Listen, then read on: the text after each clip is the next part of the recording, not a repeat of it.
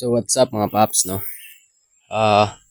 Bali mga paps, nasa area na tayo mga paps. So, ang dalaw ko ngayon pala mga paps, under training mga paps, no? So mga paps,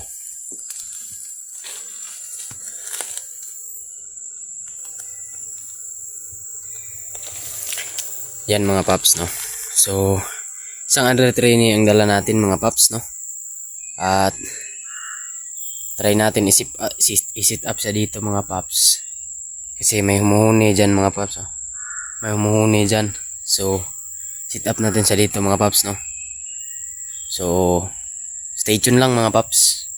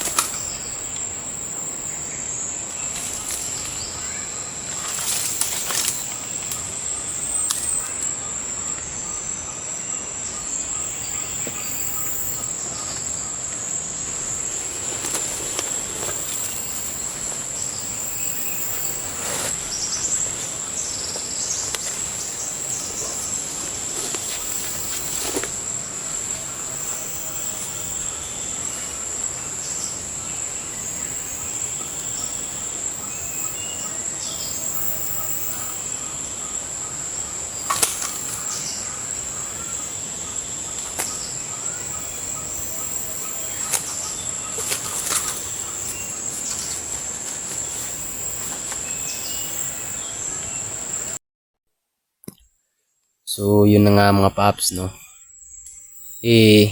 Ako lang yung, mga paps. Ako lang yung humuhuni.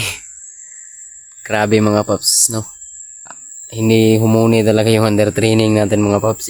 Samantalang sa bahay mga paps, malakas nang humuni to mga paps. So, ganyan talaga mga paps, no? Kapag nagtitrain tayo ng magiging pangate, talagang pahirapan mga paps. So, tsaga-tsaga lang talaga para magkaroon ng katihan mga paps, no? Ayan siya mga paps. Tinakpan na natin mga paps kasi hindi talaga humuni mga paps. So, ang gagawin ko ngayon mga paps, pabalik ako dun sa kubo mga paps. May isa pa kasi akong dala dun mga paps, no? So, yun na naman yung isasabak ko mga paps. Yun naman yung ititrain ko ngayong hapon mga paps. So, stay tuned lang mga paps. So, nakarating na tayo dito sa kubo mga paps, no? Bali, yan, nagluluto mga paps. Yan, mga kasama natin, mga maliliit na tao mga paps. So, ito yung mga paps, no? Ito yung isang under training natin mga paps. Ayan mga paps. Ito mga paps. So wala pa itong pangalan mga paps, no? Ito yung dinala natin kanina mga paps, no? Hindi humuni mga paps, no? So ngayon ipagsabay natin sila. So kakain lang muna tayo mga paps kasi baka mapasmo tayo, mabuang tayo. So ayan sila dalawa mga paps, no? Balik kakain lang tayo mga paps, no? Tapos balik na tayo sa setup mga paps. So mga paps, stay tuned lang.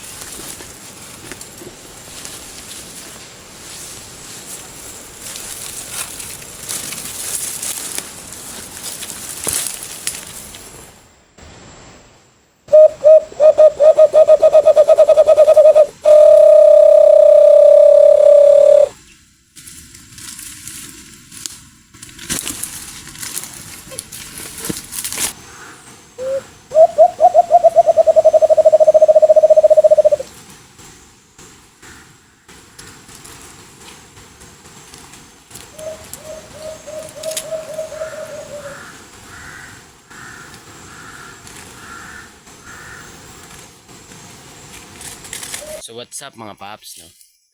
So ayan yung yung pangalawang under train natin mga paps. Siya mga paps.